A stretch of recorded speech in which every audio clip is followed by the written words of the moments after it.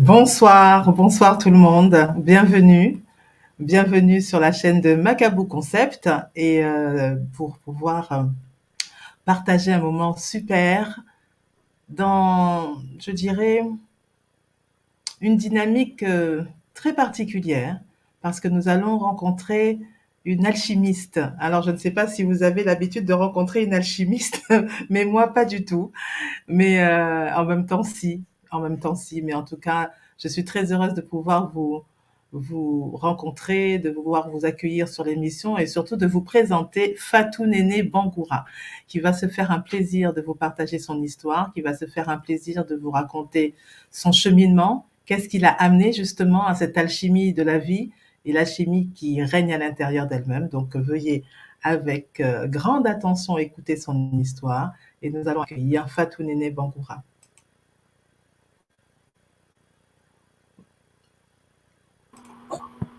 Bonsoir Fatou Néné, Bonsoir Macabou, bonsoir tout le monde. comment vas-tu? Ça va. Et toi? Eh ben, je vais très bien. Il y a eu quelques petits soucis techniques comme d'habitude, mais bon, ce n'est que la troisième. Je pense qu'au bout de la énième émission, tout se passera correctement, mais en tout cas, quoi qu'il en soit, en ce soir de nouvelle lune, tout va bien.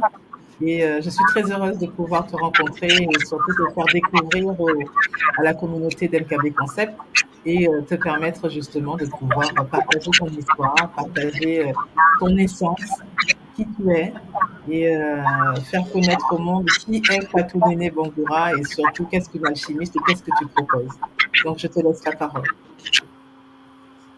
Merci Macabou. Bonsoir.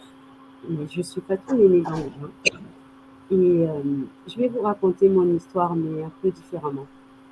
Je suis née dans un corps un peu... Excuse-moi, Fatou Néné. Est-ce que tu peux parler légèrement plus fort parce que on ne t'entend pas très bien et je pense que ce que tu as raconté est extraordinaire, donc ça serait bien que on puisse. D'accord. Donc, je disais que j'allais vous raconter mon histoire, mais un peu différente de vous. On a l'habitude de raconter son histoire. Je suis venue sur cette terre un peu emprisonnée dans un corps. Et c'est à travers cette réussite, d'avoir réussi à quitter cette prison corporelle qui fait que je suis alchimiste. Parce que ça m'a amené à explorer et à comprendre et à étudier le corps humain. Pour l'instant, je dirais que j'en connais beaucoup, puisque c'est une machine extraordinaire. Je pense que j'apprendrai jusqu'à la fin des jours.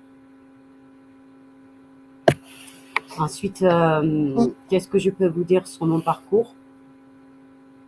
Ce chemin m'a vraiment amené à apprendre comment fonctionne le corps, quelles sont les émotions, avec plusieurs outils différents, la numérologie, l'astrologie, le Tao, la médecine chinoise. J'ai acquis beaucoup d'outils sur mon parcours.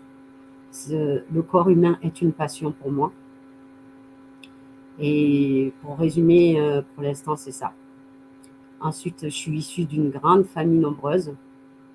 Je suis née en Guinée et j'ai grandi en France. J'ai entamé mon incarnation sur cette terre avec une maladie orpheline des os, du coup des deux fémurs et des deux têtes de fémur. J'ai marché très tard et c'est ce cheminement qui m'a amené à aujourd'hui être ce que je suis et à pouvoir partager mon savoir que j'ai acquis sur mon parcours. Ok. Alors, je vais te poser aussi des questions hein, parce que je suis très curieuse et je pense que la curiosité, quand c'est pour permettre à quelqu'un de parler de ce qu'elle pratique et qui elle est, c'est une curiosité malsaine. Tu nous as exprimé justement que tu étais emprisonnée dans ce corps. Comment peux-tu arriver, la question juste serait, cette prison corporelle, elle t'a amené à aller jusqu'où avec toi-même? Euh, cette prison corporelle m'a amené à descendre vraiment dans mes profondeurs. Je suis née avec cet handicap qui m'empêchait de marcher. J'ai eu plusieurs opérations au niveau fémoral et tête de fémur. Et à un moment donné, ben, on se pose la question. Donc, je me suis posé la question et j'ai commencé vraiment à m'intéresser au corps humain et à comprendre pourquoi cette partie de moi ne voulait pas s'incarner. Sachant que le pied, sur le corps humain, est la partie de la matière qui est en contact avec la terre et qui donne ce pas d'aller de l'avant et de marcher. Moi, j'ai pas eu ça d'entrée, j'ai eu beaucoup de mal à le faire. Et même marcher à plat, ça fait pas très longtemps. Et c'est ce cheminement-là qui m'a vraiment permis de comprendre. Et du coup, je suis passée par la médecine allopathique. Heureusement qu'elle existe parce que sinon je ne marcherais pas aujourd'hui. Et à côté, par beaucoup de médecines alternatives, dont la médecine chinoise et beaucoup le Tao. Parce que dans le Tao, il y a certes la sexualité sacrée, mais il y a aussi la respiration du Tao qui permet d'aller guérir avec les sons des endroits bien précis et spécifiques du corps, accompagné de l'Ayurveda. Euh, j'ai un grand parcours, je ne pourrais pas vous citer tout ce que je fais. J'ai beaucoup, beaucoup été guidée par l'invisible, par les ancêtres et les alliés, comme je les appelle. Et c'est ce qui fait qu'aujourd'hui, je suis où j'en suis. Ok. Donc, tu es né sans la capacité, la possibilité de pouvoir marcher. Bancal, ça c'est sûr. D'accord. Et tu as réussi à poser pour la première fois les pieds au sol. Tu avais quel âge? Aux alentours des 16 ans. Sans béquille, sans déambulateur, sans fauteuil. Donc, de 0 à 16 ans, tu as vécu en fauteuil roulant. Avec des allers-retours d'opération. Combien d'opérations? Honnêtement, je ne peux pas dire. Ça dépasse le compte. Ok. Et donc, c'est la force mentale, la force du corps, la force de l'âme, cette envie, cette détermination qui t'a amené, malgré, je pense, les diagnostics des médecins qui pensaient que tu as réussi à marcher. Ben, le diagnostic des médecins, c'était que j'étais, non seulement marcher, c'était presque impossible sans avoir une canne ou une béquille, mais en plus d'être stérile, de ne pas avoir d'enfant parce que les différentes opérations et transfusions et traitements et les effets secondaires donnaient que je devais être stérile. Et je pense qu'à l'écoute de mon âme, parce que le chemin de l'homme, c'est corps, âme et esprit, et à l'écoute de mon âme, j'ai réussi à être dans cette écoute. Ça demande une grande discipline qui fait que je me connecte à mon corps constamment, régulièrement. Certaines personnes qui me connaissent disent que je suis obsédée par le corps et je l'assume parce que c'est grâce à elle que je suis debout.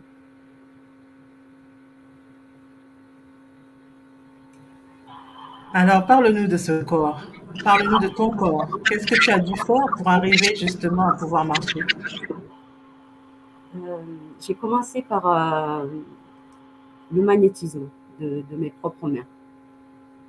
Après le magnétisme de mes mains, j'ai eu des, des soins, des massages, de la kiné, mais surtout une connexion en interne, à l'intérieur, dans les profondeurs. Sachant que les jambes représentent ce pas face à l'autre, face au monde et surtout face à la terre. C'est avec nos pieds que nous avons la vraie connexion avec la terre. Du coup, j'ai commencé à parler à mon corps, à m'ouvrir pleinement à l'invisible, à être presque perché, comme on dit, et à être à l'écoute, sachant que chaque partie de notre corps, quand il est malade, que le mal dit, il vient nous informer du dysfonctionnement pour trouver l'équilibre et l'harmonie et la santé. Et c'est à cette écoute-là que je passe encore du temps. Chaque partie du corps vient donner une information. Quand on a la possibilité de se connecter à cette information et de lui donner de l'attention, du temps et de l'espace, et surtout le soin qu'il demande, on arrive à passer au-delà de ce mal qui dit et à répondre. Aujourd'hui, que tu marches, donc, quel est le regard que tu poses sur toutes ces situations et toutes ces années où tu n'as justement pas marché? La gratitude, un enseignement et énormément de gratitude. Parce que si je n'avais pas eu cette épreuve-là, je ne serais pas l'alchimiste que je suis. Parce que cette épreuve m'a amené à aller fouiller, à apprendre, à comprendre pour pouvoir réussir ce que je désirais le plus au monde. Lorsque tu étais donc à l'hôpital et que tu étais enfant, est-ce que tu avais déjà cette conscience d'être quelqu'un de particulier? Oui, j'entendais déjà des voix, je voyais aussi, j'avais cette conscience-là que j'étais différente et particulière, oui.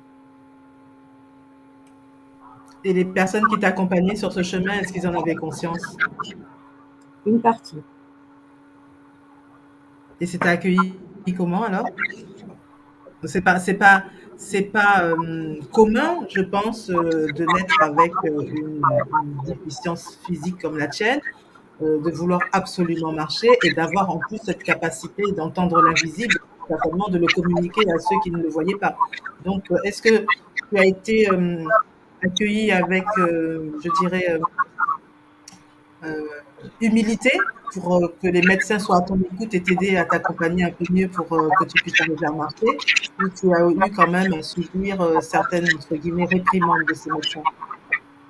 ben, il a fallu insister pour qu'ils comprennent que, ben, en fait, un malade, pour la société, n'est qu'un diagnostic et une ordonnance.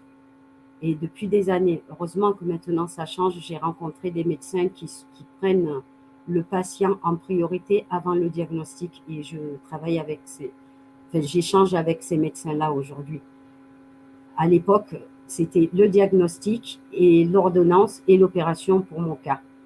Mais avec de la discussion, surtout beaucoup de persévérance et têtu, comme je suis, j'ai réussi à attirer l'attention sur ce que je pensais, sur ce que je disais et sur l'évolution que j'arrivais à poser sur mon corps. Et ça a changé la donne.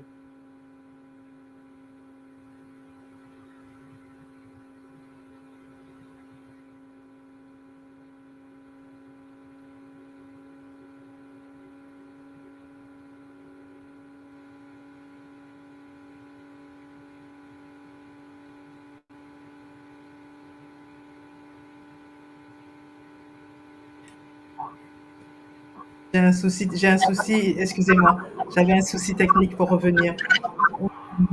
Quel est donc, est-ce que tu considères donc que cette grande étape de ta vie a été le point zéro de l'alchimiste que tu es? Oui, tout à fait. Le Alors, point qu'est-ce que tu zéro, pourrais dire aux personnes qui, des fois, ont une problématique physique ou psychologique, qui se pensent différentes et qui, finalement, peut-être ont à vivre cette différence, cette problématique pour pouvoir avancer encore mieux dans leur vie? je dirais que la première chose à faire, c'est de l'accueillir. Avant l'acceptation, il y a l'accueil. C'est comme deux êtres humains.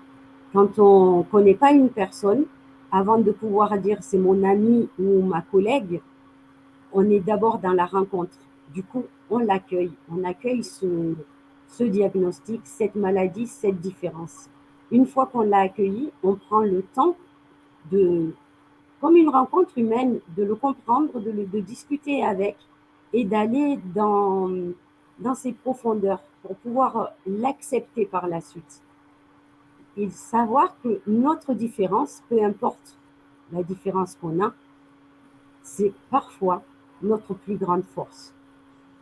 C'est l'accueillir, l'accepter et la décortiquer. Par exemple, pour une maladie, moi j'ai fait des recherches sur la mienne, j'étais jeune, mais aujourd'hui j'ai encore beaucoup plus d'expérience quand j'accompagne. Une maladie a un nom au terme du diagnostic. Et ce nom est en fait un message. Moi j'ai eu une exostose.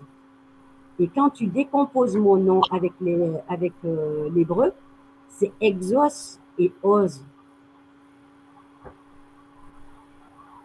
Je pense que si on prend le temps de vraiment regarder le message qui nous est donné, on a la compréhension et surtout, on a l'explication pour pouvoir vivre avec et en faire une force. Alors, on me fait dire, Fatou Néné, qu'il serait intéressant que tu puisses augmenter un peu le son parce que ce que tu dis est très important et le son est un peu bas. Alors, peut-être que rapprocher l'ordinateur. Oui, je pense que ça sera mieux. Là, ça serait mieux.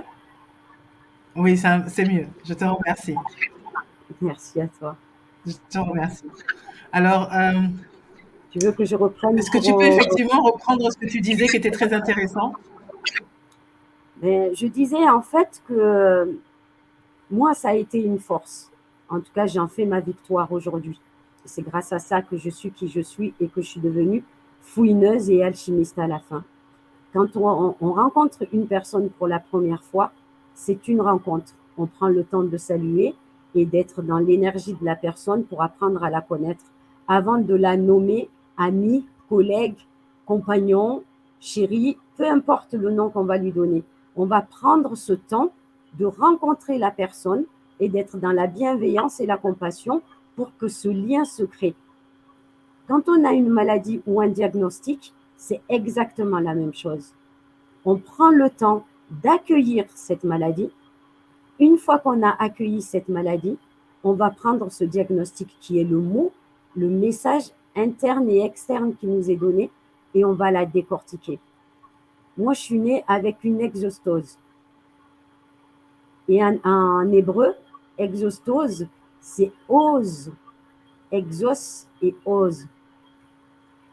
Donc, Et si je ose exaucer un vœu, quelque chose de très profond.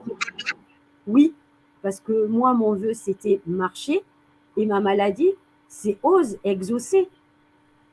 Donc, j'ai osé exaucer mon vœu dans la matière, marcher.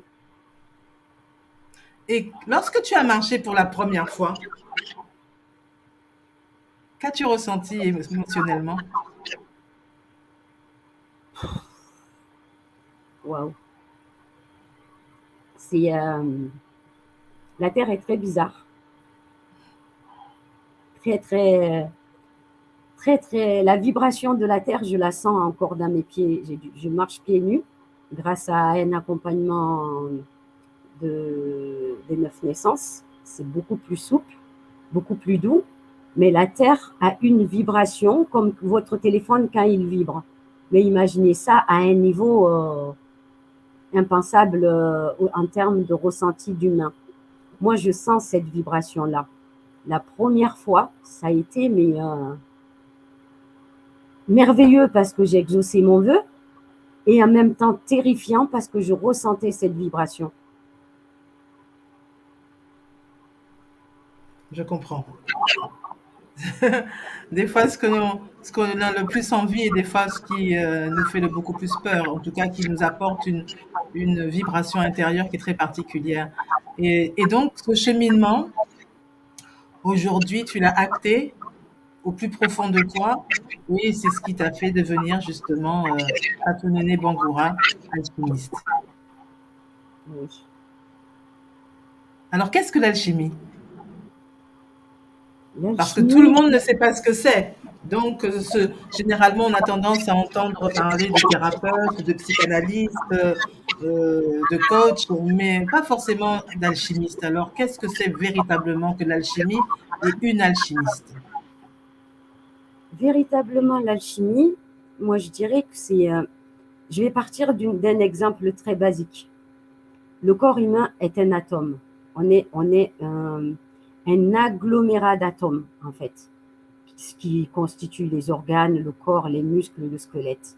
L'alchimie, c'est justement la, le mouvement, la vie qui se crée entre atomes.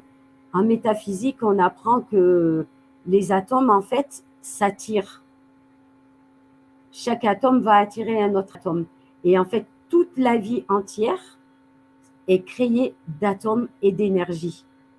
Quand on a la compréhension et la possibilité de se connecter à une fleur, moi je parle aux objets et j'entends la vibration des choses.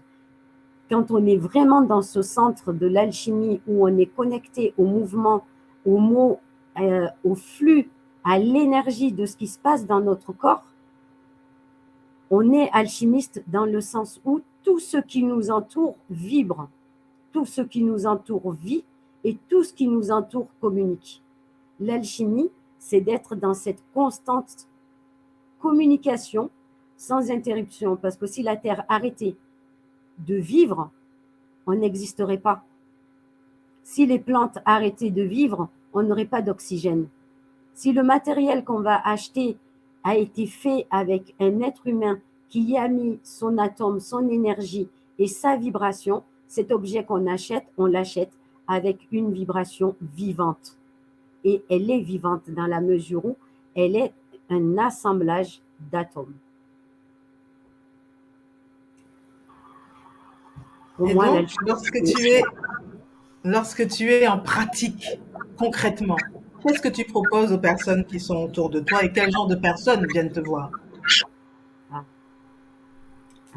les personnes qui viennent me voir, en général, c'est pas. Si je donne un exemple, par exemple, pour le masque, les personnes qui venaient me voir savaient très bien que chez moi, il n'y a pas de masque. Déjà. Les personnes qui viennent me voir sont très souvent à la recherche de leur intérieur, à la recherche de la communication et de la connexion de leur essence, du coup de la connexion pure et simple de leur âme. Pour moi, l'âme est le maître de l'alchimie, l'ego est l'enseignant de l'alchimie et l'esprit est le guide de l'alchimie et le corps est la mécanique de l'alchimie. Ce qui fait que les personnes qui viennent me voir, très souvent, c'est pour reconnecter à leur âme, pour pouvoir être dans cette trinité qui est corps, âme et esprit, pour être en cohérence et en pleine connexion avec leur être profond. Pour moi, c'est tellement évident. Et qu'est-ce que tu proposes alors comme accompagnement, comme soin, comme libération, puisque tu es véritablement un exemple de liberté et de libération de l'âme au travers du corps. Donc, qu'est-ce que tu proposes exactement? J'ai un rituel que je fais en stage maintenant. Je transmets. Ça y est, j'ai décidé de transmettre. Il y a une première partie qui a eu lieu en avril.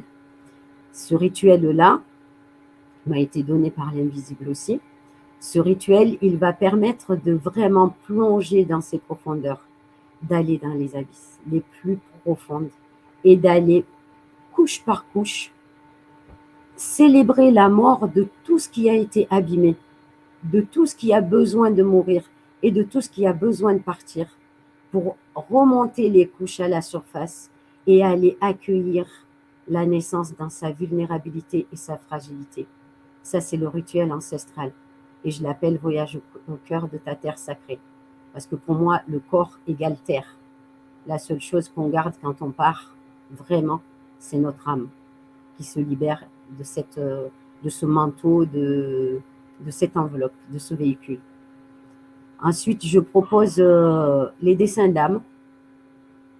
Pour moi, les dessins d'âme, c'est vraiment une connexion à l'être divin, toujours l'âme, parce que c'est mon meilleur ami, à l'être divin. Et là, je vais commencer par la vie intra-utérine jusqu'au jour où la personne est venue me voir. Et c'est un dessin que je fais par canalisation avec des chiffres. Je canalise beaucoup le chemin et le canal des chiffres. Et de ce parcours, en partant de la vie intra-utérine à aujourd'hui, on va avoir pareil à célébrer les morts qui n'ont plus besoin d'être là pour pouvoir faire de la place à toute chose qui a besoin de naître et retrouver cet axe de la Trinité. Ensuite, je propose beaucoup de choses. Je ne pourrais pas tout dire, mais les principaux qui me tiennent à cœur. J'accompagne les couples, par exemple, avec le Tao, avec l'union sacrée, parce que se marier à la mairie, c'est bien, mais avoir une union spirituelle, l'union sacrée pour moi, amène dans le cheminement que je propose amène chacun dans sa propre liberté et dans le choix d'abord de s'unir à soi-même et d'aller regarder dans cette union du couple intérieur qu'est-ce que l'on a acquis, à quel endroit on est pour pouvoir être en harmonie avec soi et aller s'unir à l'autre pour pouvoir regarder ce couple extérieur sans dépendre de ce couple extérieur parce qu'on a cheminé pour pouvoir poser ce couple intérieur. Après, je fais les accompagnements au tambour. Et Alors, ça, excuse-moi Fatou Néné, nous avons un petit souci avec les commentaires en direct. Donc, pour ceux et celles qui sont justement en direct en train d'écouter l'émission, je vous en remercie. Nous sommes en train de faire le nécessaire. Ne vous inquiétez pas, vous pourrez poser toutes les questions qu'il faut à Fatou Néné une fois que ce petit incident sera remis en ordre. Je te laisse le soin de continuer. ok. Et, euh, et du coup, je disais les accompagnements au tambour et à tous mes instruments. J'ai pas mal d'instruments pour accompagner. Et l'accompagnement au tambour, c'est vaste, en fait. Ça peut être l'harmonisation de l'énergie sexuelle, puisqu'on est dépassé. Ça peut être simplement à travers les rêves, parce que nos rêves sont des vrais messages pour aller réguler notre corps à l'intérieur. Ça peut être pour une extraction d'entité. Ça peut être aussi rassembler les bouts d'âme, parce que selon les événements, selon ce que l'on vit, selon où on est, selon avec qui on a un bout d'âme qui peut être pas confortable avec cette essence et cet endroit et ce moment, et qui peut dire, bon ben ok, moi je vais faire un tour, quand tu auras terminé, si tu m'appelles, je reviens. Et on est nombreux sur cette planète à fonctionner sans nos bouts d'âme, sans être pleine et complète. Après, au tambour, je fais aussi l'harmonisation avec l'eau. Je fais les cérémonies de l'eau. Et il y en a beaucoup. J'ai beaucoup d'outils. Et après, je vais passer à la hutte de sudation. Ça me tient énormément à cœur. Le temazcal. Je pense que tout le monde connaît les huttes de sudation. Ou pas. Mais moi, j'ai des questions, hein, parce que pour l'instant, on n'a pas réussi malheureusement à gérer tout ça. Mais on va prendre le temps, on va respirer, on va mettre un peu de musique, ça va passer, veuillez m'excuser. J'ai une question. Quand les personnes viennent à toi et qu'elles se retrouvent justement, très certainement emprisonnées elles-mêmes dans leur corps, qu'elles viennent et qu'elles sont elles-mêmes emprisonnées du coup dans leur corps et qu'elles font appel à Fatou Néné. Est-ce que c'est parce qu'elles savent déjà ce que tu fais dans les grandes lignes ou c'est parce qu'elles sont attirées de bouche à oreille, elles viennent te voir, mais est-ce qu'elles sont en conscience connectées à cette énergie de par ton histoire et de la puissance de ton énergie pour pouvoir lâcher prise complètement et laisser le travail se faire? Pour certains, ils le savent. Parce que c'est à travers le récit d'une personne qui va dire, va voir cette personne, moi je l'ai vu, j'ai eu ça, ça, ça, et la personne va venir. Mais on est ils sont très, très souvent surpris par le chemin qu'ils parcourent. Je pense que beaucoup ne connaissent pas la puissance que j'ai. C'est une fois qu'ils commencent la traversée, qu'on explore et qu'ils se disent, ah ouais, quand même, j'aurais dû peut-être me préparer ou attendre. Et après, une fois qu'on est là, c'est que le chemin il est ouvert. On se Aussi. donne. Il n'y a pas de, il y a que des rencontres, il y a des rendez-vous en fait. C'est le moment, c'est le bonjour avec la bonne personne. C'est ça. Et est-ce que C'est ça. tu as eu à rencontrer sur ton chemin quelqu'un qui justement a eu à vivre la même situation que toi, cet enfermement du corps physique? Oui, oui, oui, oui. J'ai rencontré et j'en connais dans mon entourage. Et tu as Et eu à avec, les accompagner aussi? oui, avec qui j'ai cheminé, accompagné et qui a eu des résultats. Ok. Et est-ce que tu as eu l'opportunité de revoir ces grands médecins allopathiques qui t'accompagnaient lorsque tu étais jeune, aujourd'hui que tu es une femme adulte, que tu as eu un enfant et que tu marches? J'ai revu, que je dise pas de bêtises, mon fils avait 5 ans. J'ai revu un des médecins qui me suivait et qui m'accompagnait. Et je lui dis bonjour. Il me regarde, bonjour. Je l'avais vu dans un environnement hors que hospitalier. Et j'ai presque couru pour le saluer. Je dis, vous me reconnaissez pas? Il me dit non. Je dis, mais si, si, vous me connaissez, moi je vous connais. Et je dis, vous présente mon fils. Il a dit, mais. Et je lui dis mon nom. Il me dit non. Je dis, si, si, si, j'ai un enfant. Et vous avez fait. Il m'a demandé quelle forme de thérapie j'avais fait, si c'était in vitro ou. J'ai dit non, non, non, une grossesse normale, un homme, une femme et un enfant. Et ça, il est resté bête, vraiment bête. Et je lui ai dit, ben, j'ai réussi aussi bien à marcher qu'à refouler votre diagnostic de l'époque et à faire un enfant. Ok. Est-ce qu'il y a une certaine fierté lorsqu'on rencontre des médecins qui pensaient qu'on ne pourrait jamais marcher, pas avoir d'enfants, et que finalement on les rencontre debout et et ah ben ça y est, je suis heureuse de vous annoncer que les commentaires fonctionnent. Beauté, Kingi Aïssé.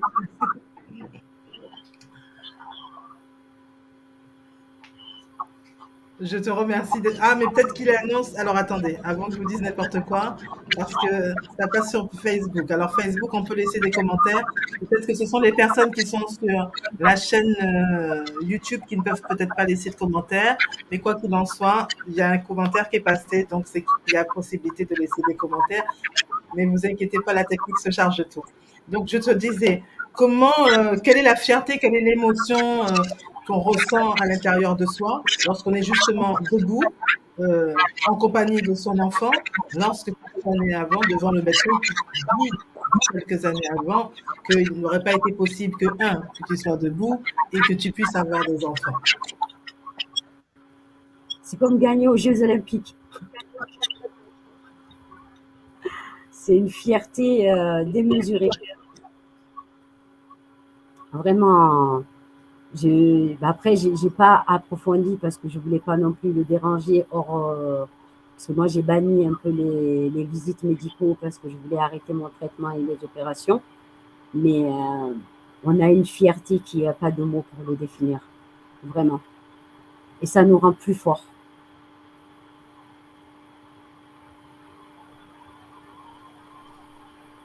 Ça y est, la technique me dit que tout fonctionne bien. Alors, bonsoir, bonsoir les 9 personnes qui sont là. Si vous avez donc du coup des questions à poser à Fatou Néné, que vous regardez le live de la chaîne YouTube, vous pouvez laisser les messages.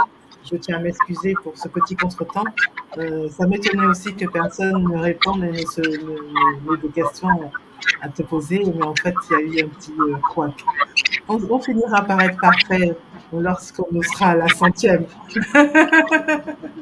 et qu'on aura rencontré 100 gardiennes et 100 gardiens pour pouvoir parler justement de cette alchimie de vie entre ce que le cerveau est capable de croire et ce que le cerveau est capable de créer, parce que finalement, il y a une création de soi pour soi, parce que comme on dit, il ne nous est rien donné de plus difficile que ce qu'on est capable de supporter. Donc tu étais la personne en mesure de supporter cette difficulté physique pour que tu puisses arriver à t'en défaire finalement et la transmuter au point de la sublimer auprès de personnes qui elles aussi ont encore des problématiques physiques ou psychologiques, et leur montrer que si tu es arrivé à ce résultat, que toi, tout le monde peut y arriver. Oui, exactement. Et c'est vrai que c'est une fierté. C'est une fierté J'entends bien. quand on rencontre des médecins qui nous ont condamnés, c'est une fierté. Comme aujourd'hui, les médecins que je rencontre, avec qui j'échange, et c'est une fierté d'avoir une discussion, un dialogue avec des grands professeurs et qui te regarde et je dis, ben oui, ça fonctionne. On a échangé des soins, ils ont reçu mes rituels et en contrepartie, moi, je continue à étudier le corps humain, bien sûr, ça c'est ma passion. Et du coup, certains en sont friands, mais c'est vraiment, c'est une reconnaissance qui n'est pas dans le sens du mot, comme on veut le dire, être reconnu ou avoir ne serait-ce que la dignité ou autre. Je ne peux pas poser de mots là-dessus. Ça nous rend fort. Ça, je sais que moi, ça me rend forte. Chaque échange, chaque Zoom que j'ai avec eux, je ne suis pas médecin et je sais que j'ai cette capacité-là de pouvoir échanger et transformer la pensée de professeur. Alors, qu'est-ce qui donne cette capacité, à ton avis? La force de vivre, Et si tu devais, l'amour. si tu devais justement définir cette force de vie,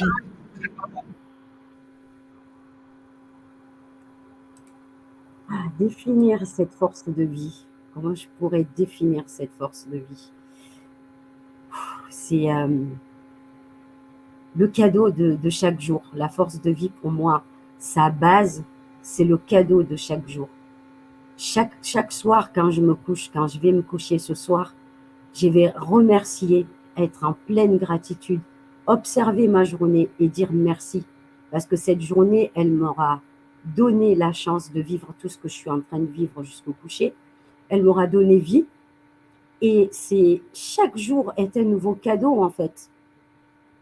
On prévoit, on a des projets pour le futur, pour demain.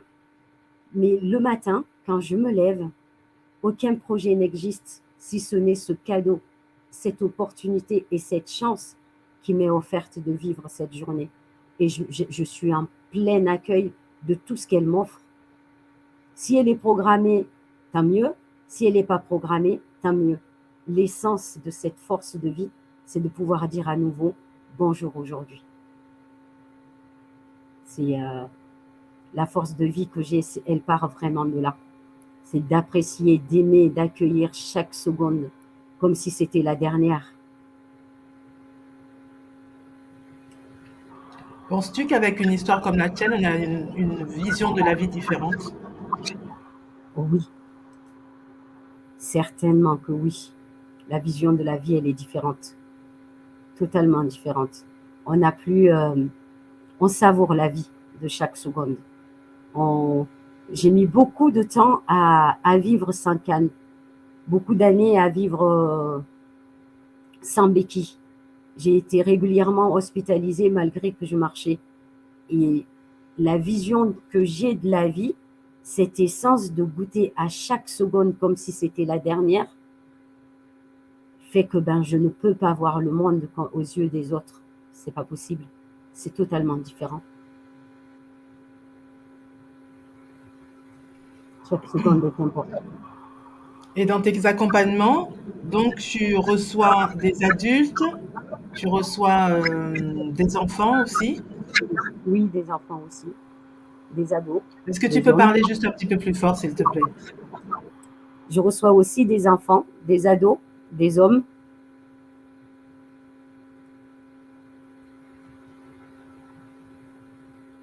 Tu entends?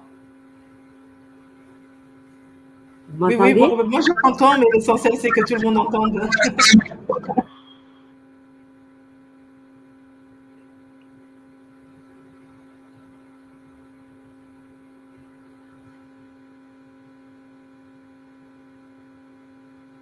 Voilà, et je vais commencer par les enfants. Je reçois les enfants souvent en trouble émotionnel. Et j'arrive du coup à communiquer en me connectant à l'essence même de l'âme de l'enfant. Moi, je pense et j'estime qu'on s'incarne avec une âme qui vient apprendre un bout de cette incarnation que l'on va vivre pour pouvoir la diffuser dans une autre incarnation comme leçon acquise. Et les enfants sont des éponges. On ne se rend pas souvent compte, mais ce sont des éponges. Les enfants sont aussi des miroirs de l'enfance de leurs parents. Il y a des enfants qui peuvent être dans certains états d'angoisse, mais en fait, c'est l'angoisse des parents qu'ils ressentent. Ils vont vivre certains cauchemars dans leur sommeil, mais c'est les cauchemars que le parent, en tant qu'enfant, a vécu, que l'enfant hyper connecté va ressentir les peurs de cet enfant qui était sa mère et qui vont remonter, ressurgir chez lui. Je reçois aussi j'ai chez moi une petite fille de 9 ans qui est mon plus grand maître en ce moment. C'est une grande enseignante. Et là, elle est passée à ses 9 ans. Et c'est l'âge, pour elle, hein, c'est pour tous les enfants, c'est pas pareil, c'est l'âge de rentrer sur le chemin de la jeune femme, où les hormones sont en activité, où les seins poussent, et de temps en temps, des douleurs au niveau du ventre pour arriver à l'arrivée des lunes. Je reçois des enfants, enfin, je chemine avec elle sur ce chemin-là, où du coup, j'ai un entretien avec sa mère qui, elle, va aller regarder les différentes étapes pour elle, qu'est-ce qu'elle a vécu, qu'est-ce qui s'est passé, comment ça a été cheminé et accueilli pour elle, pour pouvoir libérer cet espace pour que cette petite puisse toute seule aller vers son histoire sans porter le sac à dos de sa mère ou de la lignée féminine. Après, j'ai aussi eu des enfants qui étaient autistes, sachant que l'autisme est un langage chiffré. Et bon, j'ai la chance d'être connectée aux chiffres. Et c'est juste comprendre, en fait, quand ils communiquent en termes de chiffres ou de leur univers, comprendre avec la connexion à l'âme et à l'émotion quelle porte ils ouvrent et leur permettre d'ouvrir cette porte-là pour qu'ils comprennent que le cheminement dans lequel ils sont, cet espace qui est matière, en fait partie. Mais avant, il faut ouvrir aussi cette porte-là. Ensuite, je reçois des ados qui vont dans leur lune. Les ados qui ont j'ai reçu une ado une fois qui avait une grande rupture amoureuse et qui était dans un état fatalytique, alors que c'est quelque chose de... L'histoire de toutes celles qui ont marché avant nous se répète. Et cette histoire qui se répète constamment fait que nous pouvons en fait être dans cet état de je ne sais pas comment l'expliquer. Par exemple, je ne vais pas citer de nom, je vais prendre l'exemple de cette jeune fille. Dans l'histoire des femmes, aussi bien du côté de la mère que du côté du père, dans l'histoire des femmes, c'était régulièrement la rupture, mais sans mots. Il n'y avait pas d'explication. C'était une vie très amoureuse, pleine, mais du jour au lendemain qui n'existait plus. Il y avait une rupture qui était là et qui n'avait plus de sens. Elle se retrouvait en fait sans explication, sans aucune notion de quoi que ce soit. C'était juste fini et il se retrouvait dans cet espace de c'est juste fini. Et c'est ça qui fait que elle a vécu cette phase de l'histoire-là, presque un état de besoin de mourir, parce que c'était que dans cet état qu'elle se sentait bien, quand elle était dans la scarification de son corps. Et cette douleur et ces mots qu'elle n'avait jamais partagés avec sa mère, les histoires amoureuses dans la famille étaient un peu tabous. Le fait d'avoir accompagné la mère, qui, elle, sur son chemin, avait eu que des histoires amoureuses, je dirais horribles et terribles, a fait qu'elle, en réparant son histoire, déjà a permis d'être dans cet état de compréhension de ce que traversait sa fille, du coup d'être moins démunie, pour pouvoir l'accompagner et la comprendre. Et puis aussi elle, d'aller guérir toutes ces parts qui étaient abîmées et meurtries. Et ça a permis une relation fusionnelle. Et quelque temps après, j'ai eu un retour, comme quoi avec la grand-mère où il n'y avait pas vraiment de dialogue, c'était un peu distant, il y a eu un retour au niveau de l'ancien, sans aucune explication, qui est revenu et qui a raconté un peu aussi son histoire pour accompagner cette petite ado. Et ça a permis à toute la famille, du côté féminin, de pouvoir se rencontrer et fêter en fait l'anniversaire de la grand-mère et pouvoir discuter autour de quelque chose qui était tabou à leur jeunesse. Après, je reçois aussi des hommes et des femmes. J'accompagne, dans les hommes et les femmes, j'accompagne les couples. J'accompagne les couples dans cette compréhension de soi à l'individualité. On est souvent dépendant affectif, très souvent, et c'est ce qui fait que finalement, le fait d'être dépendant affectif, on se retrouve à demander de l'amour à l'extérieur plutôt que d'aller chercher cet amour-là à l'intérieur de nous.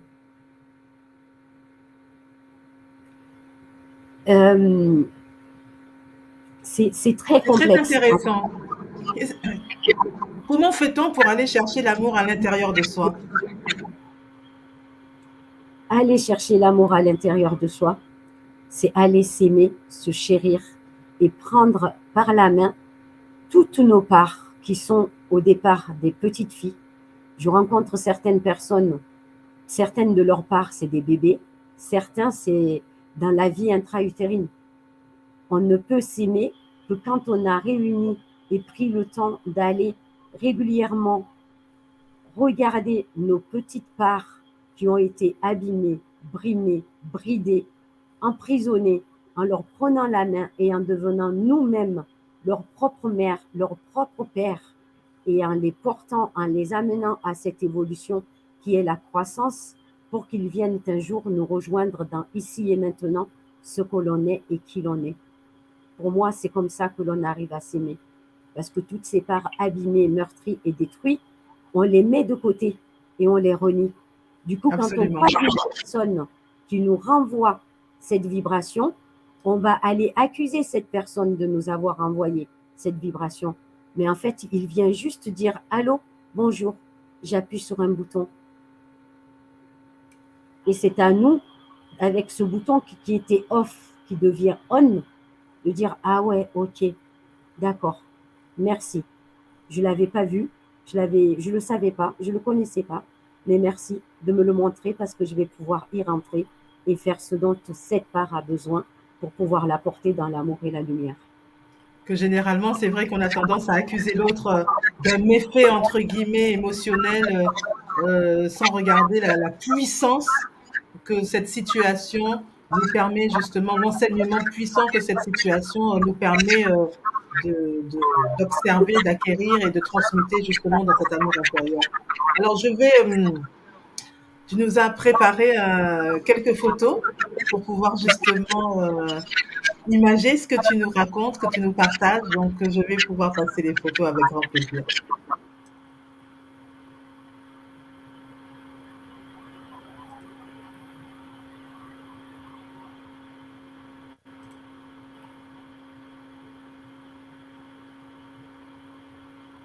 Venez avec nous célébrer une vie de joie et de rire. Qu'est-ce que tu peux dire sur cette phrase? Sur cette phrase, je peux dire que la vie est une joie et de rire. Et que même dans les moments les pires, les plus sombres, si l'on se connecte à notre cœur, c'est la joie et le rire qui priment avant la douleur.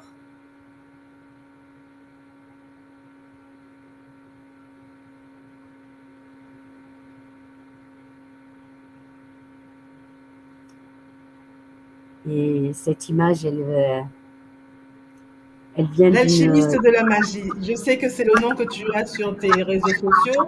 Est-ce que tu peux nous expliquer justement ce slogan? Oui, pour moi, l'âme agit, le corps ressent et le vit, et l'esprit guide vers la liberté.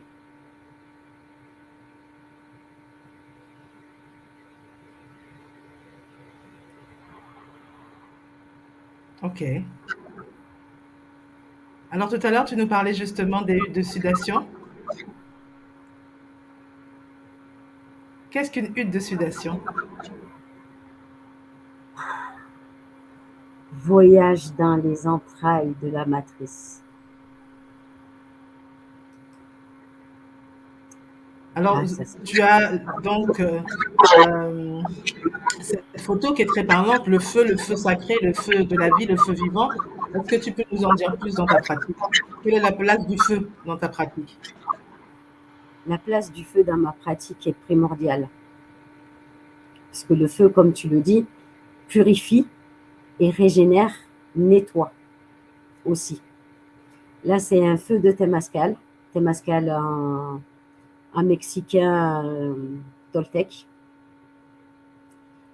Ce feu contient des pierres volcaniques qui sont en train de chauffer et qui vont être amenées à la hutte pour accéder à la vapeur, à la sudation. Et c'est elles qui contiennent, les pierres contiennent les mémoires de la Terre et de l'humanité. Donc, ce sont des pierres spéciales? Oui, c'est des pierres volcaniques. Une fois que ce feu il est allumé, on ne peut plus couper le chemin entre le feu et la hutte, parce que ce feu représente le masculin et la hutte représente le féminin. Et il y a un chemin qui est tracé entre les deux, qui est impénétrable une fois que le feu est allumé, en dehors du gardien et de la meneuse de hutte. D'accord. Alors, qu'est-ce qu'un gardien dans une hutte de sudation qu'est-ce qu'un... Raconte-nous cette histoire, ça me passionne et je pense que ça peut passionner ceux qui regarderont donc cette émission parce que ce n'est pas courant, ce n'est pas une pratique courante et ça peut justement donner envie à nos auditeurs, à la communauté de venir à ta prochaine hutte quand le moment sera venu pour eux, s'ils sont appelés à participer à cette occasion, cette opportunité.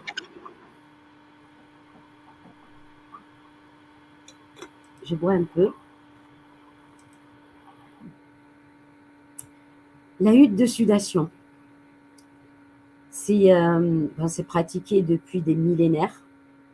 Les premières huttes étaient en terre cuite et avec un trou au milieu et il n'y avait pas beaucoup de place pour plusieurs personnes. Bon, aujourd'hui, on trouve des huttes à des nombres impensables. La hutte de sudation, c'est la purification. La purification de l'âme, du corps, des corps, de l'intérieur. C'est une pure détoxification du corps et de l'esprit. La hutte de sudation est composée d'un gardien du feu qui va s'occuper du feu que vous voyez avec les pierres. Il va garder l'extérieur, protéger la hutte et il va veiller à toutes les énergies qui vont traverser entre les deux mondes, entre l'extérieur et l'intérieur de la hutte. Ensuite, il va y avoir un meneur ou deux meneurs de hutte qui vont être à l'intérieur et qui vont aller honorer les portes, les différentes portes, les éléments, les directions, les esprits, les animaux, guides qui accompagnent. Et cette phase-là, pour le Temascal au Mexique, et comme il a été donné et transmis par les anciens jusqu'à aujourd'hui, une hutte de sudation contient 4 portes. Et dans certaines cultures, c'est 5 portes. 4 portes qui correspondent aux 4 directions. Et chaque direction a sa porte, son élément, l'animal totem qui l'accompagne et les esprits qui sont là pour tenir cet espace et accompagner pour explorer ce qui a besoin de l'être. Après ces 4 portes, il y a une 5e porte qui est dédiée au gardien, qui va venir déposer dans la hutte tout ce qu'il a cheminé à l'extérieur de la hutte. Et moi, dans ma pratique, je vais au-delà de ces 5 portes, parce que la hutte m'a beaucoup aidé à explorer mon corps. Je vais au-delà de ces portes. Une fois que j'ai honoré cette pratique, honoré les anciens, honoré la tradition et honoré la hutte, je vais dépasser ces portes-là et je vais aller me connecter au corps, aux organes, à tout ce qui a besoin d'être écouté. Ça peut être la prostate, ça peut être le vagin, ça peut être l'utérus, ça peut être la tête. Une fois, j'ai été dans une hutte sur des cheveux.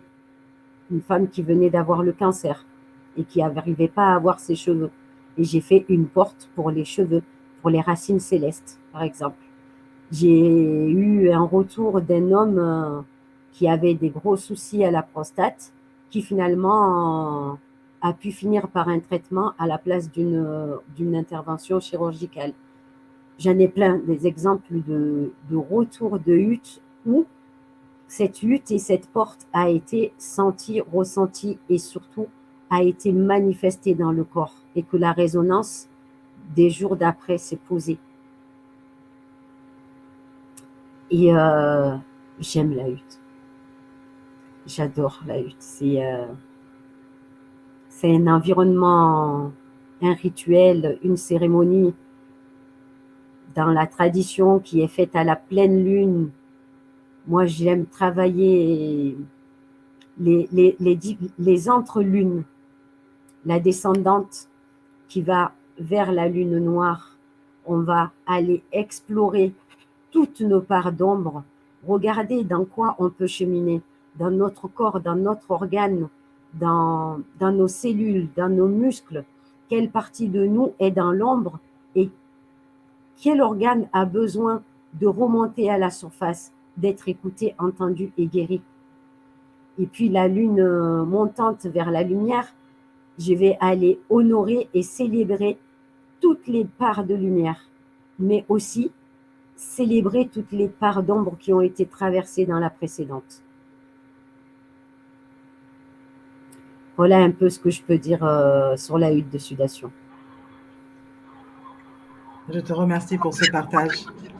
Et il y a toujours un souci, on est en train de faire le nécessaire par rapport au chat et je ne comprends pas, c'est quand même extraordinaire. Je crois qu'il faut que tu reviennes pour recommencer, pour faire une nouvelle émission et pouvoir partager avec ceux et celles qui ont envie de te poser des questions parce que c'est très intéressant. Je vais continuer à partager des photos. Ah, la tortue. Parce que j'ai grand espoir qu'on puisse arriver justement à... Pardon. La tortue, c'est la gardienne. La gardienne de la hutte. Alors, quel est justement le symbole alchimique et quel est le symbolisme alchimique et spirituel de la tortue? Et en plus, dans cette pratique. La tortue possède la mémoire pleine aussi bien de l'eau que de la terre, de l'humanité. Et auprès de la hutte, elle a la mémoire et elle est aussi gardienne de ces deux mondes, entre le feu et la hutte. Elle est postée à l'entrée de la hutte, entre le chemin et le feu. Et avant de rentrer dans la hutte, on dépose ses bijoux parce qu'elle devient un hôtel. On la décore et elle est faite, elle est construite et faite avec la terre qu'on va extraire au centre de la hutte pour créer le trou qui va accueillir les pierres volcaniques. Du coup, elle est faite de cette terre de l'intérieur qui va venir à l'extérieur pour pouvoir veiller sur les mémoires, sur nos objets précieux pour qu'elle puisse transmettre cette énergie-là de la hutte.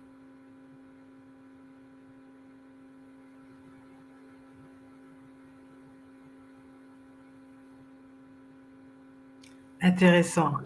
Et donc, du coup, une fois que la hutte, j'ai passé une photo tout à l'heure euh, qui est complètement vide, hein, qui est vide, qu'elle n'est pas si vide que ça dans le monde invisible, mais elle n'a rien. Par-dessus, on y met quelque chose? On met des couvertures par-dessus. J'ai pas mis de hutte D'accord, avec couverture parce que j'avais besoin qu'on voit qu'il y a des pierres au centre. intéressant. Parce que, parce que Alors, tu me centre, disais qu'il y avait 4 portes, c'est ça? oui, des 4 directions. Et à D'accord, chaque direction, les pierres que vous voyez au centre rentrent à chaque porte et à chaque direction. Et ça peut varier de 3 pierres, 1 pierre, 5 pierres, 6 pierres, 7 pierres. Ça va dépendre de l'énergie de la hutte et des besoins ressentis par l'invisible transmis par celle ou celui qui mène la hutte. d'accord. Qu'est-ce que Voilà. tu peux nous dire sur cette photo qui arrive? C'est une photo que j'ai faite dans un salon bien-être. Et là, j'étais en plein nettoyage et harmonisation de l'énergie féminine. Ah, c'est une pratique que tu as aussi. Oui, c'est l'accompagnement au tambour. D'accord. Alors, qu'est-ce que c'est que le tambour? Parce qu'on entend beaucoup parler du tambour chamanique. Le tambour chamanique. Le tambour, c'est un peu le djembé en Afrique. C'est un instrument qui va appeler des esprits et qui va ouvrir des portes. C'est un outil qui accompagne et qui permet justement d'avoir un champ bien large. Et il faut savoir s'en servir. Parce qu'on peut ouvrir des choses, avoir des invités indésirables aussi si on ne sait pas comment s'en servir.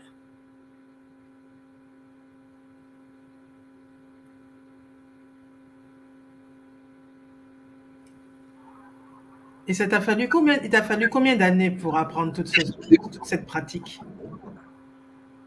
Ben, j'ai 44 ans, je dirais pratiquement toute ma vie. C'est une bonne réponse. Alors, je vais me faire un plaisir. J'ai partagé une photo que j'ai beaucoup appréciée, de manière à ce que tu nous exprimes tout ça. Parce que je trouve qu'elle a une très grande force, elle a une très grande puissance. Et j'aimerais que tu puisses nous parler justement de, de cette puissance. Parce que pour moi, elle a vraiment, vraiment, vraiment, mais vraiment euh, initié la notion de gardienne du temps. Et au-delà du côté artistique, mais il y a quelque chose de très particulier, ce reflet sur la terre, euh, ces cornes, c'est très symbolique. En fait, cette photo, je vais quand même expliquer l'ambiance. Cette photo vient d'une de mes passions, coiffeuse esthéticienne, maquilleuse. Et j'ai été embauchée sur un shooting où je devais maquiller et coiffer et accompagner l'habillement des modèles.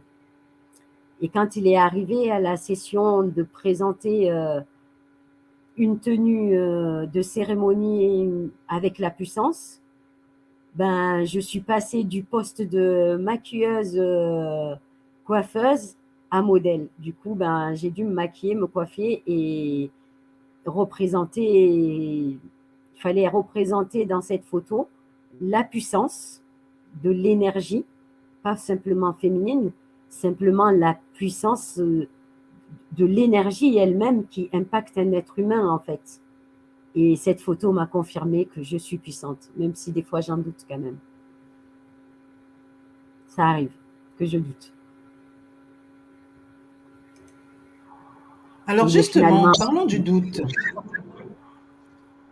Qu'est-ce que, comment représentes-tu le doute en tant qu'alchimiste? Comme une force, une manière de pouvoir descendre encore plus au fond de toi-même? oui, euh, une équation, par exemple, puisque je fais beaucoup par les équations, une équation, quand on arrive à la résoudre, on va mettre le résultat égal X. C'est ce que j'appelle le doute. on va pouvoir retrouver le même résultat que l'équation de départ. Le doute, pour moi, ça m'amène à dire, OK, merci pour l'information. Je vais aussi aller regarder ce côté-là, que je n'aurais peut-être pas regardé si je n'avais pas eu cette information. Le doute amplifie le champ.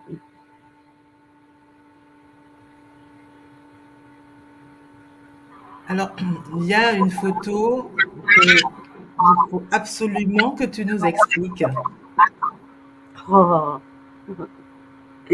Les assiettes d'offrande. C'est aussi ce qui est demandé, même dans les stages et les transmissions que je donne, ça me tient beaucoup à cœur. C'est une assiette qui est faite, celle-là, a priori, c'est l'assiette d'une petite fille de 9 ans qui a fait son passage pour ses hormones, ses lunes qui sont en train d'arriver. C'est des bonbons, des fruits secs, des bonbons pour régaler l'enfant intérieur, des fruits secs, des fruits frais, du chocolat. Il y a beaucoup de choses sur son assiette. Et ensuite, il y a les 2 bouquets qui participent au rituel. Et les 2 verres d'eau, bocaux au fond, et les 2 feuilles sont des intentions. Il y a un bocal et une feuille, une page entière qui sont dédiées à toutes les intentions que l'on est prête à laisser, à toutes les parts de nous que l'on est prête à accueillir et à célébrer dans la mort. Et il y a un autre bocal et une autre feuille qui va accueillir toutes nos parts qui sont dans la naissance et à célébrer tous les vœux et tous les rêves fous que l'on a posés.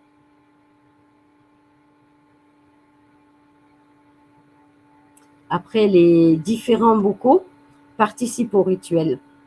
Le bocal où on est dans le souhait et dans la renaissance et la reconnexion à soi, ce bocal va participer aux soins du début à la fin.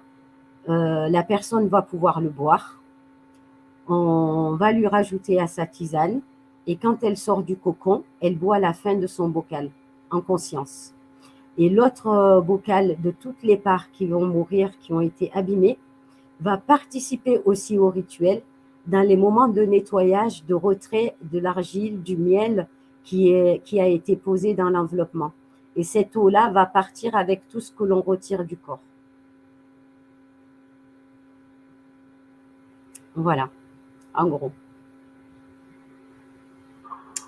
Ah, moi, personnellement, je ne sais pas pour vous, hein, vous ne pouvez pas encore laisser des commentaires et je m'en excuse profondément. On fait le nécessaire pour que vous puissiez arriver à communiquer avec Fatou Néné Bamboura. En tout cas, moi, ça me donne énormément envie de pouvoir venir un jour à tes côtés et participer à tes pratiques, dont celle-ci. Ça, c'est l'ouverture du rituel. Je fais du tambourin marchand, j'appelle les énergies et je connecte mes pieds à la terre et je m'harmonise jusqu'à ce que la vibration que je ressens au départ, qui est très forte, puisse être confortable et harmonieux avec moi avant d'aller me connecter pour le rituel. D'accord. Où as-tu appris cette pratique, Fatou Néné Bamboura? C'est une base de rebozo qui est pratiquée au Mexique et en Afrique. Et je l'ai apprise sur moi, d'abord, parce que je suis une grande fan du miel, surtout de sarrasin. Un miel qui répare le corps et régénère les cellules. C'est un très bon cicatrisant aussi.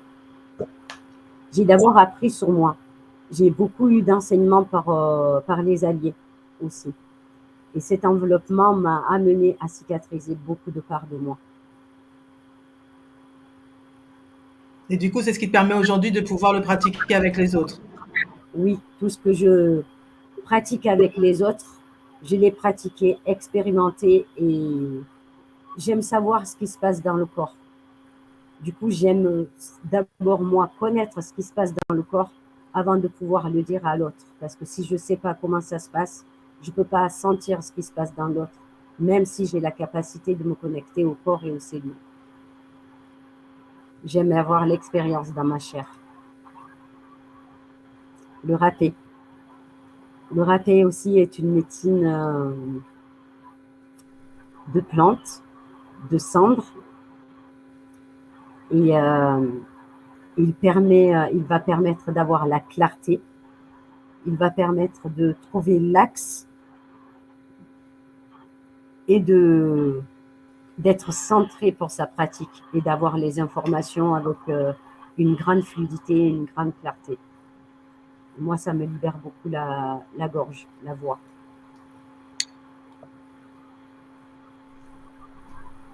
Qu'est-ce que le râpé? C'est une, je dirais pas de mots malencontreux, mais c'est une science. C'est à base de plantes? C'est une science à base de plantes c'est la médecine du Mexique, de l'Amérique latine, du Pérou. C'est une science qui est très, très, très, très puissante, qui peut amener une personne à la transe, qui nettoie, qui purifie, qui équilibre et qui fait du bien là où ça doit aller. Elle est faite à base de plantes, d'une plante ou D'accord. plusieurs plantes. C'est la poudre de la plante. Ensuite, elle est faite à base de cendres. Et c'est le mélange de ces deux alchimies qui donne le nom d'un râpé par rapport à la plante qui la compose. Et chaque plante va avoir un effet et une direction à donner au corps.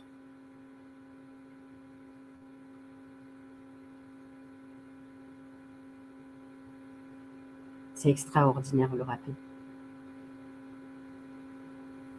Alors, je reviens sur la notion des commentaires. Je m'en excuse véritablement. Et je vous demande, tous ceux qui sont en direct sur la page de YouTube, si vous pouvez passer en direct sur la chaîne de MKB Concept sur Facebook, de manière à pouvoir laisser vos commentaires, les messages et surtout vos questions, parce que je pense que au vu de l'histoire de Fatou Néné Bangoura et de ses pratiques, vous avez sûrement énormément de questions ou pas. Mais en tout cas, si vous avez des questions, n'hésitez pas à passer sur la chaîne de MKB Concept sur Facebook de manière à pouvoir poser des questions et elle se fera un plaisir de répondre. Alors, nous allons arriver justement à cette partie du rituel, une fois que tu as pris le râpé, à l'enveloppement. Oui, l'enveloppement. L'enveloppement se fait avec des couvertures. Avant d'arriver aux couvertures, il y a d'abord une couverture qui va permettre la sudation pour que le corps transpire et que les toxines puissent sortir.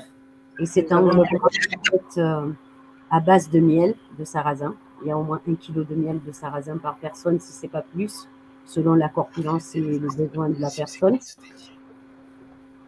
Il y a l'argile, le rassoul, j'affectionne beaucoup. C'est un argile qui permet de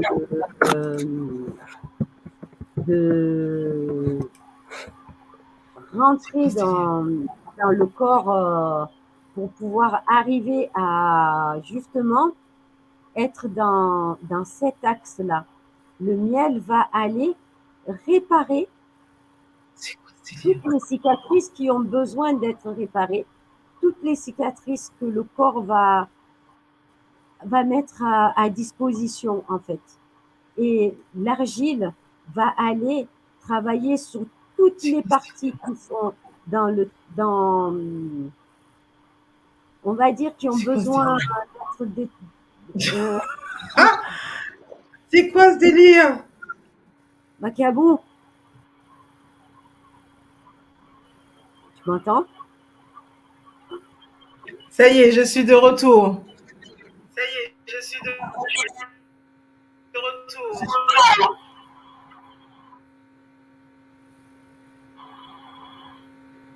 Moi, je parlais de l'argile pour ses propriétés de nettoyage, de purification et surtout quand il y a une bonne transpiration, On sort de... Macabou, ton micro, il est allumé en fait.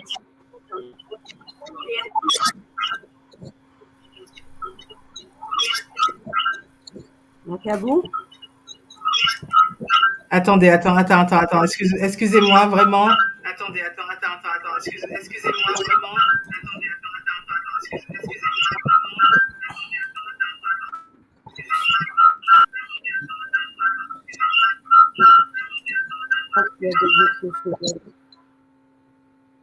Moi, je vais quand même continuer parce que j'adore ce rituel.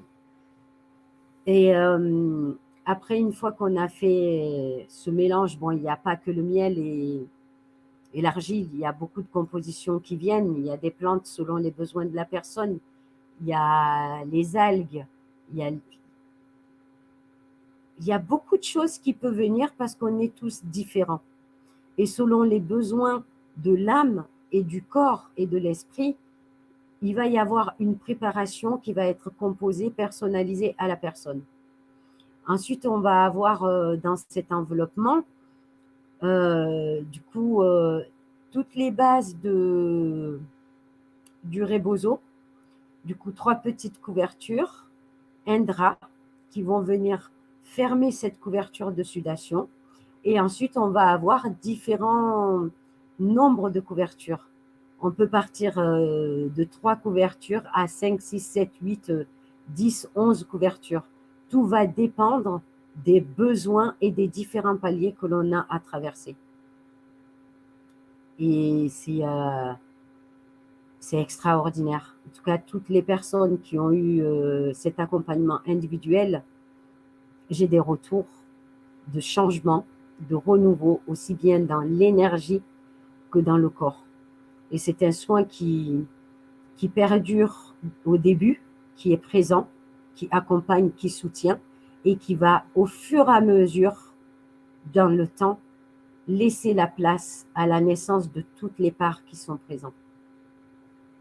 Ça, c'est un rituel que j'affectionne vraiment, vraiment beaucoup. Elle m'a fait du bien, elle m'a guéri et elle me dépasse. Je continue encore à Je te évoluer. remercie énormément.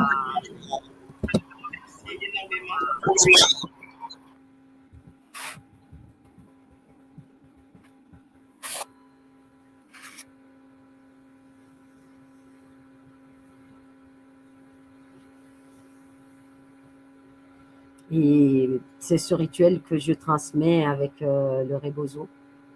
J'ai déjà un agenda posé, j'ai des demandes et ça me tient à cœur de le partager et de donner la chance à d'autres personnes de pouvoir le partager dans le monde parce qu'il fait du bien, il transforme et il régénère.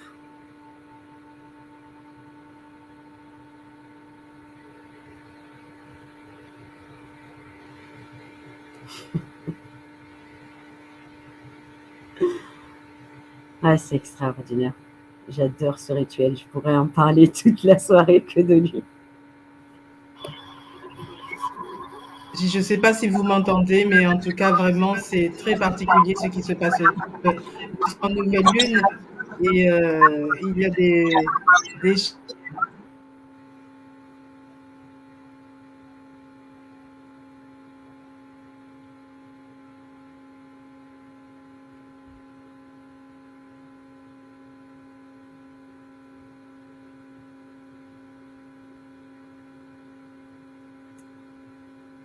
Et du coup, il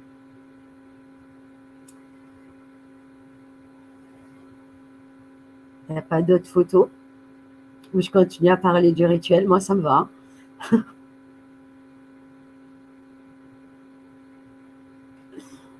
Il est extraordinaire ce rituel. J'ai enfin trouvé la force de le mettre en place et de l'envoyer. Ah, en blanc. Ça, c'est une photo où je me régénère à la mer après l'accompagnement d'un enterrement, d'un deuil. Et c'est une des très rares fois où je m'habille en blanc, totalement en blanc.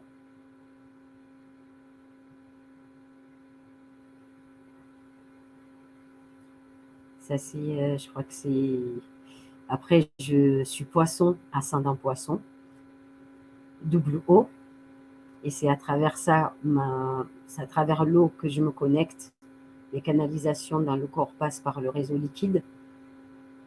Et c'est l'élément qui me régénère et qui m'harmonise à mes côtés au quotidien.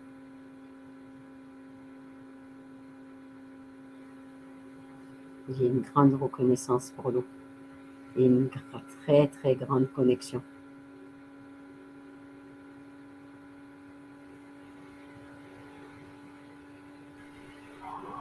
Est-ce que tu m'entends, Fatou Est-ce que Néné? tu m'entends, Fatou Néné? Est-ce que tu m'entends, Fatou Néné? Est-ce que tu m'entends? Il y a un grand écho derrière.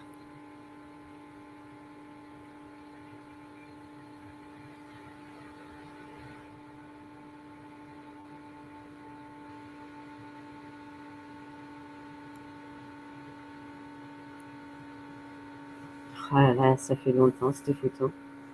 Moi, j'ai toujours autant de tresses, mais ça fait longtemps.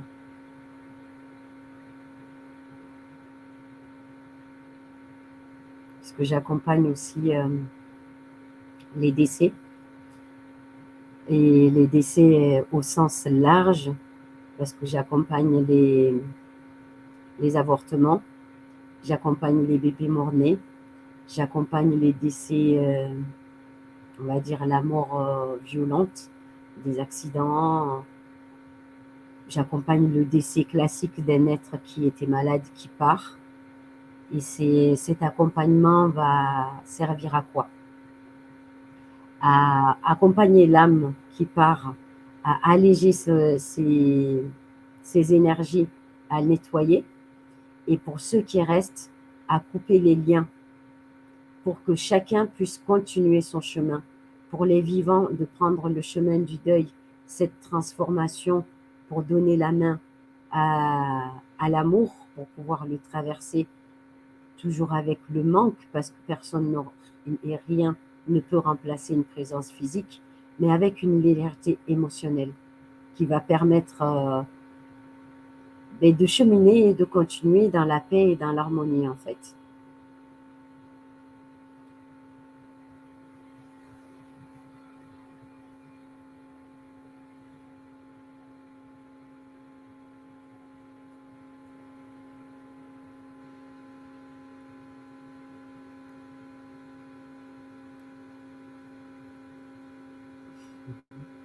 Voilà.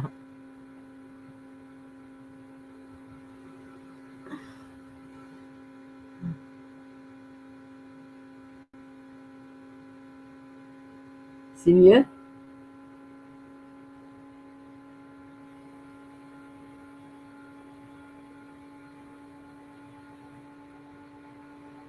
Je t'entends pas. On t'entend pas.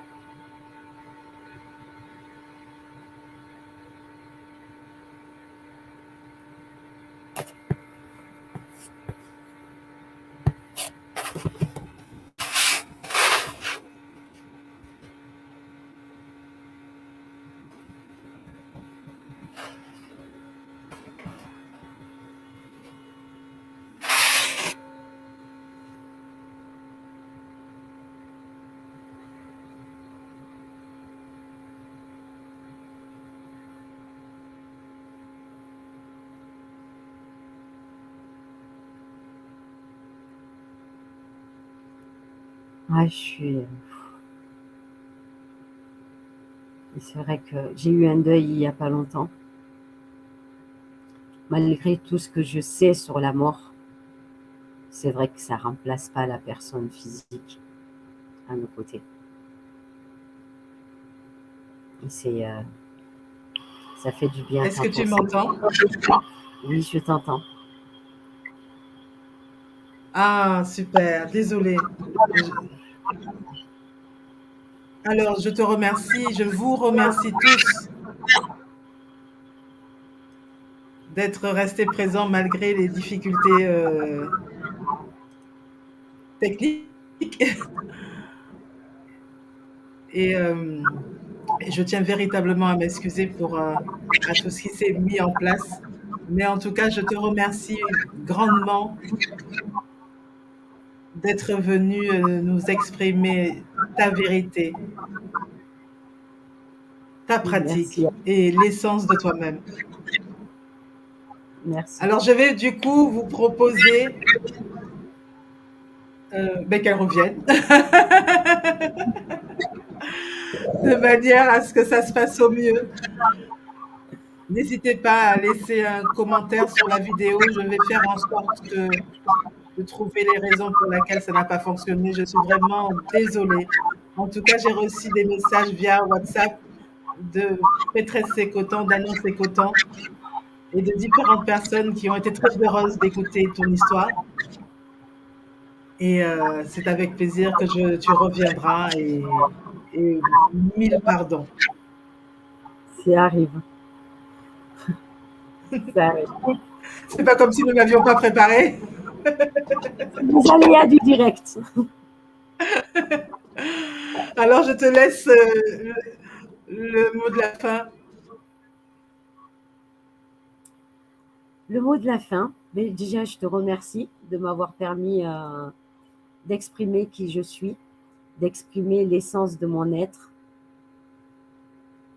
Le mot de la fin, je dirais que la vie est une alchimie. Restez connectés et à l'écoute de votre essence, de votre intérieur, de toutes vos parts. Parce qu'une fois rassemblés, vous devenez fort, puissant et invincible. Le mot de la fin, c'est ça. Aimez-vous au-delà de vous aimer, au-delà d'aimer votre enveloppe, au-delà d'aimer votre différence, aimez toutes vos parts pour être pleine et entière. Ça sera mon mot de la fin. En vous remerciant d'avoir été présent et en vous souhaitant une belle De soirée. la fin, pardon, de la fin ou du début? Oui, un peu. De la fin ou du début? Parce qu'on pourrait parler pendant des heures. Oui, En ça tout c'est cas, vrai. je vous invite véritablement à aller sur la page de Fatou Néné Bamboura, l'alchimiste de la magie, sur Facebook, sur Instagram. N'hésitez pas à la contacter en privé si vous avez des questions à lui poser justement. Et surtout, surtout, surtout, pourquoi pas, d'aller participer à ces activités lorsqu'elle les présentera, d'avoir cette curiosité pour votre âme, pour vous-même et au nom de l'ancestralité et de l'alchimie. Je vous remercie à tous. Merci. Merci beaucoup. Merci Merci beaucoup. beaucoup, Fatou Néné.